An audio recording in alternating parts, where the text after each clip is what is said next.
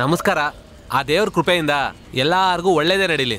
ಒಳ್ಳೇದು ಒಳ್ಳೇದು. ಬನ್ನಿ ಬನ್ನಿ ಕುತ್ಕೊಳ್ಳಿ, ನೀವು ಕುತ್ಕೊಳ್ಳಿ. ಬಂದು ತುಂಬಾ ಹೊತ್ತಾಯ್ತಾ? ಇಲ್ಲ ಇಲ್ಲ, ಹಾಗೇನೂ ಇಲ್ಲ. ಪೂಜೆಲಿದ್ದೆ, ಅದಕ್ಕೆ ಸ್ವಲ್ಪ ಲೇಟ್. ಸರಿ ಸರಿ, ಪರವಾಗಿಲ್ಲ ಪರವಾಗಿಲ್ಲ. ಹುಡುಗಿಗೆ ಒಳ್ಳೆ ವರ ಸಿಕ್ಕಿದ್ರೆ ಪಳ್ಳಿಗೆ ಪಾದಯಾತ್ರೆ ಬರ್ತೀನಿ ಅಂತ ಬೇಡ್ಕೊಂಡೆ. Hi, I am Shaktivel.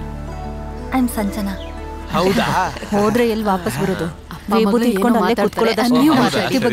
ಅದು ಕೂಡ ಯಾರ ಹತ್ರನಾದ್ರೂ ಭಿಕ್ಷೆ ಬೇಡಿದ್ರೇನೆ ಸಿಗುತ್ತೆ.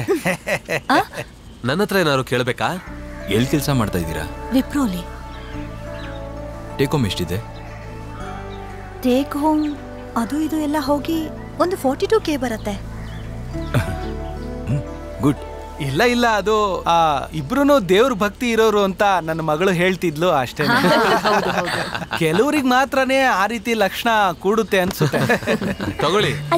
ನಾವು ಬಂದ ತಕ್ಷಣನೇ ಶುರು ಮಾಡ್ಕೊಂಡ್ವಿ, ನೀವು ಹೇಳೋದೇನು ಬೇಕಾಗಿಲ್ಲ. ಮಿಕ್ಸರ್ ಎಲ್ಲಿ ತಗೊಂಡ್ರಿ? ಅಯ್ಯೋ, ನಮ್ಮ ಹುಡುಗಿ ಕೈಯಿಂದಾನೇ ಮಾಡಿದ್ದು. ಹೌದಾ?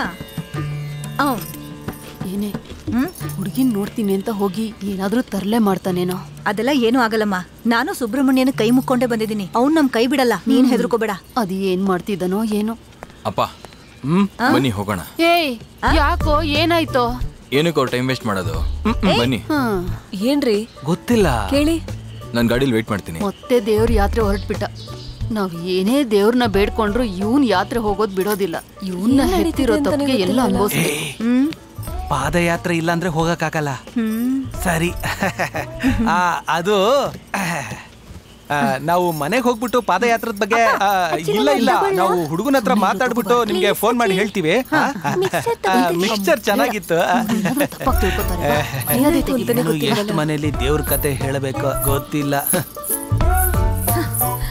ಅಂತದ್ ಏನಾಯ್ತು? ಇವನ್ ಯಾಕೆ ಹೆಣ್ಣು ನೋಡಕ್ ಬರ್ತಾನೆ? ಯಾವ್ದಾದ್ರೂ ATM ಮಿಷಿನ್ ನೋಡಿ ತಾಳಿ ಕಟ್ಟಿ ಕರ್ಕೊಂಡು ಹೋಗುತ್ತಾನೆ. ಸೊಸೆ ನೋಡೋ ಭಾಗ್ಯ ಈ ಜನ್ಮದಲ್ಲಿ ಈ ತಲೆಗಿಲ್ಲ. ಯಾವ್ದಾದ್ರೂ ಹುಡ್ಗಿ ನೋಡಕ್ ಹೋದ್ರೆ ಏನ್ ಮಾತಾಡ್ಬೇಕು, ಏನ್ ಕೇಳ್ಬೇಕು ಅಂತ ಗೊತ್ತಾಗಲ್ವಾ? ಎಷ್ಟು ಸಂಪಾದಿಸ್ತೀಯಾ, ಎಷ್ಟು ಇನ್ಸೆಂಟಿವ್ ಬರುತ್ತೆ, ಇದ್ ಸಾಕಾಗಲ್ಲ ಅದ್ ಸಾಕಾಗಲ್ಲ. ನೀನು ಈ ಹುಡುಗಿನ ಸೇರಿ 8 ಹುಡುಗಿರ್ನ ರಿಜೆಕ್ಟ್ ಮಾಡಿದ್ಯಾ ನೀನು. ಶಕ್ತಿ ಮೊದ್ಲಿಂತಾನೆ ಅವನ್ಗಿಂತ ಜಾಸ್ತಿ ಸಂಪಾದನೆ ಮಾಡೋ ಹುಡುಗಿನೇ ಮದ್ವೆ ಆಗ್ತಾನೆ ಅಂತ ಕ್ಲಿಯರ್ ಆಗಿ ಹೇಳಿದ್ನಲ್ಲ, ಮತ್ತಿನ್ನೇನು? ಏನಮ್ಮ ನೀನ್ ಹೇಳೋದೇನು? ಆ ಬ್ರೋಕರ್ ಹಾಗೆ ಹೇಳ್ದ, ಈ ಬ್ರೋಕರ್ ಹೀಗೆ ಹೇಳ್ದ ಅಂತ ಪಾಪ ಇವನನ್ನ ಟಾರ್ಚರ್ ಮಾಡ್ತಾ ಇದ್ಯಾ. ನೀನೇ ನಿನ್ ತಮ್ಮಂಗ್ ಸಪೋರ್ಟಾ? ಯಾರಾದ್ರೂ ಒಬ್ರು ಮಾಡ್ಲೇಬೇಕಲ್ಲ. ಅದು ಸರಿನೇ. ಏನೋ ನಿನ್ ಸಂಪಾದನೆಯಲ್ಲಿ ನಿನ್ ಹೆಂಡತಿ ಜೊತೆ ಸಂತೋಷವಾಗಿ ಬಾಳಕ್ಕಾಗಲ್ವಾ ನೀನು? ಹೆಂಗೋ ಸಂತೋಷವಾಗಿ ಬದುಕೋದು? ಒಬ್ರು ಕೆಲಸ ಮಾಡಿ ಜೀವನ ನಡೆಸೋದಿಕ್ಕಾಗುತ್ತಾ ಹೇಳು? ಗೌರ್ಮೆಂಟೇ ಹೇಳಿದೆ ಒಬ್ಬ ವ್ಯಕ್ತಿಗೆ ತಿಂಗಳಿಗೆ 800 ರೂಪಾಯಿ ಸಾಕು ಅಂತ.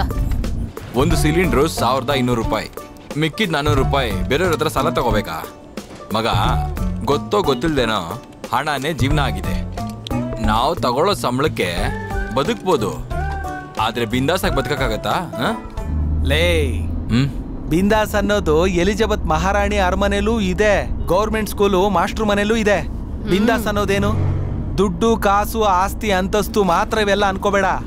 ನನಗಿದ್ದ ಸಂಪಾದನೆಯಲ್ಲಿ ನಿಮ್ಮ ಅಕ್ಕನ್ನ ಓದಿಸಿ, ಒಡವೆ ಹಾಕ್ಸಿ, ಮದುವೆ ಮಾಡಿಸಿ, ಇವತ್ತು IT ಹೋಗಿ ಕೆಲಸ ಮಾಡ್ಕೊಂಡು ಬಾಯಿಗೆ ಬಂದಿದ್ದೆಲ್ಲ ಮಾತಾಡ್ತಿದ್ಯಲ್ಲ, ಅದಕ್ಕೆ ಇಲ್ಲಿ ಬಂದು ನಿಲ್ಸಿದೆ. ಸುಮ್ನೆ ಏನೇನೋ ಮಾತಾಡ್ಬೇಡ. ಮಾತಾಡೋದನ್ನ ಕೇಳಿಸ್ಕೊಳ್ಳೋದಕ್ಕೆ ತುಂಬಾ ಚೆನ್ನಾಗೇ ಇರುತ್ತೆ, ಆದ್ರೆ ಪ್ರಾಕ್ಟಿಕಲ್ ಆಗಿ ನಾಟ್ ಎಟ್ ಆಲ್ ಪಾಸಿಬಲ್. ಈಗ ನಾವು ಕೂಡ ದೊಡ್ಡ IT ಕಂಪ್ನಿಯಲ್ಲೇ ಕೆಲಸ ಮಾಡ್ತಾ ಇದೀವಿ. ಆಚೆಯಿಂದ ನೋಡೋರ್ಗೆ ಅಬ್ಬಾ ಎಷ್ಟು ಬಿಂದಾಸ್ ಆಗಿದ್ದಾರೆ ಇವರು ಅಂತಾನೆ ಅನ್ಸುತ್ತೆ. ಪರ್ಸನಲ್ ಆಗಿ ಒಳಗಡೆ ಬಂದಾಗ್ಲೇ ಗೊತ್ತಾಗೋದು ನಮ್ಮ ಪರಿಸ್ಥಿತಿ.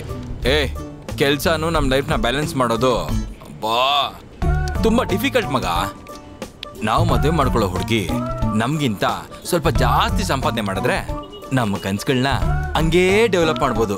ಎಲ್ಲಾ ತಪ್ಪು ನಂದೇ ಕಣ. ಇನ್ನೊಂದ್ಸಲ ಹುಡುಗಿ ನೋಡಕ್ ಕರಿ. ನೋ ಮದ್ವೆ ಟು ಯು. ಆಂಜನೇಯ, ಅಪ್ಪ ನೀನ್ ಆ ಕಾಲದಲ್ಲಿ ಕೆಲ್ಸಕ್ಕೆ ಹೋಗೋ ಹುಡುಗಿನ ಮದ್ವೆ ಆಗಿದ್ದಿದ್ರೆ ನಾನು ಹಿಂಗಿರ್ತಿರ್ಲಿಲ್ಲ, ಇವಾಗ ಈ ತರ ಮಾತುಗಳನ್ನು ಕೇಳ್ತಿರ್ಲಿಲ್ಲ. ಯಾಕೆ? ನಿಮ್ಮಮ್ಮಂಗೆ ಏನ್ ಕೊರತೆ ಇದೆ? ಬೆಳಗ್ಗೆ ಎದ್ದಾಗ್ಲಿಂದ ರಾತ್ರಿ ಮಲಗೋ ತನಕ ನಿಮ್ಮಮ್ಮ ಎಲ್ರಿಗೂ ಮಾಡಿ ಹಾಕ್ತಿದ್ದಾಳಲ್ವಾ, ಅದ್ ನಿನಗೆ ಕಾಣಿಸ್ತಿಲ್ವಾ? ಆಫೀಸ್ಗೆ ಹೋಗಿ ಕೆಲಸ ಮಾಡ್ಬಿಟ್ರೆ ಅದ್ ಮಾತ್ರ ಕೆಲ್ಸನಾ ನಿನಗೆ? ಸುಮ್ನೆ ಇರೋ. ನಾನು ನಿಮ್ಮಮ್ಮನ ಹತ್ರ ನೆಮ್ಮದಿಯಿಂದಾನೇ ಇದ್ದೀನಿ. ನಿಮ್ಮಮ್ಮ ನನ್ ಜೊತೆ ಸಂತೋಷವಾಗಿದ್ದಾಳ ಇಲ್ವಾ ಅಂತ ಕೇಳು. ಏನ್ರಿ ನಿಮ್ಗೇನ್ ಕಡಿಮೆ? ಕಡಿಮೆ ಏನಿಲ್ಲಮ್ಮ ಬಂಗಾರಿ. ನಿನ್ ಕಲರ್ಗೂ ನನ್ ಕಲರ್ಗೂ ಬೆಣ್ಣೆ ಉಂಡೆ ಎದುರಿಗೆ ಕರಿ ಎಳ್ಳುಂಡೆ ಇಟ್ಟಂಗಿರುತ್ತೆ. ಸೊ ತನ್ನ ಮಾನಕ್ಕಿಂತ ವರಮಾನನೇ ದೊಡ್ಡದು ಅಂತ್ಯ. ಇಲ್ದಿರೋರು ಜೀವನನ ನಡೆಸ್ಬೋದು, ಆದ್ರೆ ದುಡ್ಡಿರೋರೆಲ್ಲರೂ ಬಿಂದಾಸ್ ಆಗಿರ್ಬೋದು. I think I deserve this.